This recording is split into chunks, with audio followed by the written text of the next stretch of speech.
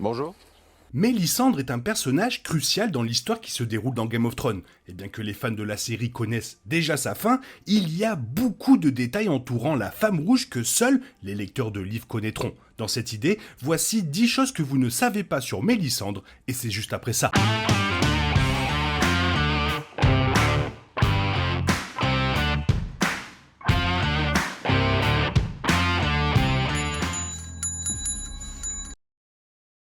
Ces faits incluent des informations générales sur ses origines, son idéologie générale et même sa relation avec des personnages qui n'existent pas à l'écran. Les fans de la série devraient également consulter les livres, maintenant que la série est terminée, car l'histoire continuera à brosser un tableau plus riche d'un personnage incroyablement complexe et peut-être incompris dans le passé. On ne peut nier le pouvoir de la sorcière qui lui a été accordé par le Seigneur de la Lumière. Et le premier point concerne Mance Rayder.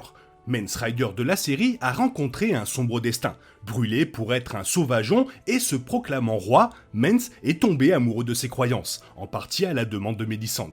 Les événements du livre se sont cependant déroulés légèrement différemment, Rayder vivant un peu plus longtemps. Mélisandre n'avait aucune inquiétude pour la vie de ce sauvageon à l'écran, mais dans les livres, elle sentait qu'il y avait beaucoup plus à faire avec lui. Elle savait que le destin de Rayder signifiait qu'il aurait un but plus élevé et lors de son bûcher, elle a éteint à la dernière minute, brûlant le Seigneur des Eaux à la place. Second point, et non des moindres, un mariage. Il est assez courant d'omettre les personnages mineurs d'une adaptation d'une émission télévisée. Parce que la série avait tellement de choses à couvrir, cela ne pouvait pas impliquer tous les personnages que le public aurait pu lire sur les pages. Cela signifiait également que des sous-intrigues mineures étaient également laissées de côté. Dans les livres, Sélise Florent décide de créer un nouveau mariage pour sécuriser les foyers alliés, tout en protégeant Alice Karstark qui allait être forcée de se marier. Mélisandre célèbre les noces avec la Karstark et Sigorn d'Étène dans un mariage qui, selon elle, aidera le plus grand monde, mais ses motivations n'ont pas toujours tout leur sens.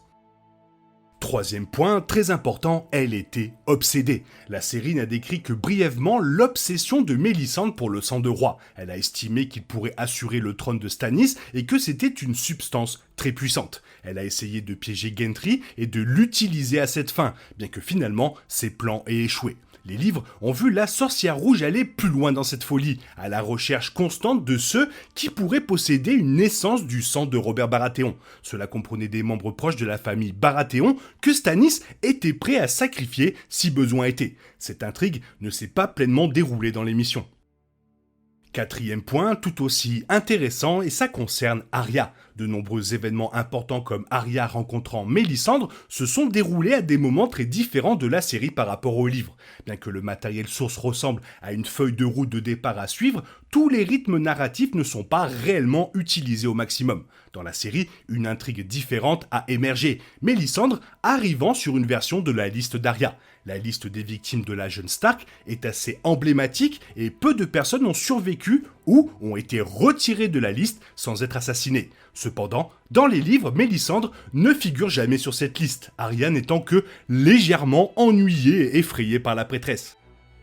Et on est déjà au cinquième point avec Davos. Stannis et Davos sont de vieux alliés et il y a beaucoup de confiance entre eux. Cependant, même ceux qui se trouvent à l'intérieur de la cour du supposé roi sont à risque compte tenu de la paranoïa du belliciste. Dans la série, Mélisandre et Davos continuent de se battre, la sorcière ne faisant jamais confiance au chevalier, surtout quand il essaie de la tuer. Alors que les thèmes généraux des livres sont exactement les mêmes, Mélisandre comprend davantage la valeur de Davos sur les pages. Elle lui demande en fait de continuer à servir aux côtés de Stannis, même après sa supposée trahison, car elle peut voir que son honnêteté est exactement ce qui est nécessaire. Elle voit également un avenir qui démontre la valeur de Davos sur le long terme. Et on reste sur Davos avec le sixième point. Davos a quelques fils dans la série, bien que sa famille soit rarement vue. La plupart d'entre eux sont tués dans les batailles au nom de Stannis, et la série passe à sa relation avec la jeune Shireen, qu'il considère comme sa fille.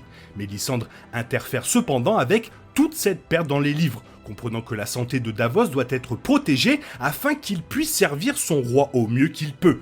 Il sauve donc son fils d'une mort certaine, empêchant ainsi le chevalier de redescendre sur ce sombre chemin de deuil. C'est un moment de sagesse tactique et d'empathie authentique que l'on ne voit pas souvent dans la série. Et comment ne pas évoquer Stannis ? Les motivations de Mélisandre dans le livre et l'émission télévisée sont assez variées. Pour la série, elle est obsédée par l'image plus grande en supposant que Stannis est le héros que le Seigneur de la Lumière a fait tomber. Ce n'est pas parce qu'elle croit au roi potentiel, mais parce qu'il pourrait aider à servir sa cause plus large. Dans les livres, Mélisandre se sent beaucoup plus passionnée par le droit de Stannis de s'asseoir sur le trône de fer. Son destin la surprend à chaque fois, mais ses décisions sur la page ne sont pas cruelles ou toujours au profit d'une idée beaucoup plus grande. Beaucoup d'entre elles sont en fait chargées d'émotions avec une attitude moins insensible et d'une plus grande confiance dans les gens qui l'entourent. 8e point, son autre prénom. La plupart des fans ont toujours détesté Mélisandre pour certaines des terribles atrocités qu'elle a commises. Dans la série, on sait très peu de choses sur ses origines. Il est brièvement mentionné qu'elle était une esclave, mais on ne parle pas beaucoup du passé de la prêtresse. Dans les livres, de plus amples informations sont données au public en ce qui concerne son éducation. Il était facile de se sentir désolé pour elle ici car elle était esclave à un jeune âge et était auparavant connue sous le nom de Mélonie. Elle perdrait ce nom de captivité lorsqu'elle rejoindrait les différents cultes qui la conduiraient au Seigneur de la Lumière. 9e point macabre, la mort d'autres rois. Mélisandre était vraiment déterminée à amener Stannis au pouvoir afin qu'il puisse devenir le héros promis et sauver Westeros des ténèbres. Dans la série et le livre, elle a tué le roi Renly afin d'atteindre cet objectif. Elle a même tenté de se débarrasser des autres rois. Lorsque certains des décès choquants se sont produits sur la page, Mélisandre a affirmé qu'elle en était en fait responsable. Bien sûr, elle vient peut-être de prier pour qu'ils obtiennent ce qui leur arrive, mais des événements comme les noces pourpres ont presque été considérés comme le résultat du travail de Mélisandre pour tuer la concurrence. Et on finit avec sa connexion avec Haché. Haché apparaît plusieurs fois dans Game of Thrones, le contexte dans lequel il est représenté suggère cependant qu'il s'agit d'un lieu mystique, même s'il n'est pas vraiment beaucoup vu. Il est généralement mentionné en ce qui concerne des personnages spécifiques qui ont voyagé à partir de là ou qui ont trouvé leurs origines magiques dans la région. Les livres poussent vraiment l'idée qu'Haché est en fait liée à la mythologie de la saga. Mélisandre en a en fait été emmenée là-bas alors qu'elle était jeune enfant pour apprendre les manières des sorcières rouges. D'autres personnages tels que Quaithe, qui n'ont pratiquement pas joué dans la série, sont également venus d'Haché, le lieu devenant un catalyseur pour ceux qui détenaient des pouvoirs étonnants. Un personnage très important mais aussi intriguant, on pourrait faire pas mal de vidéos dessus. Toi, qu'est-ce que tu en penses ? Fais-moi part de ton avis sur ce personnage dans la zone commentaire, sinon il est temps pour toi de reprendre le cours normal de ta vie. On se retrouve demain pour une nouvelle vidéo. Bisous bisous, bye bye.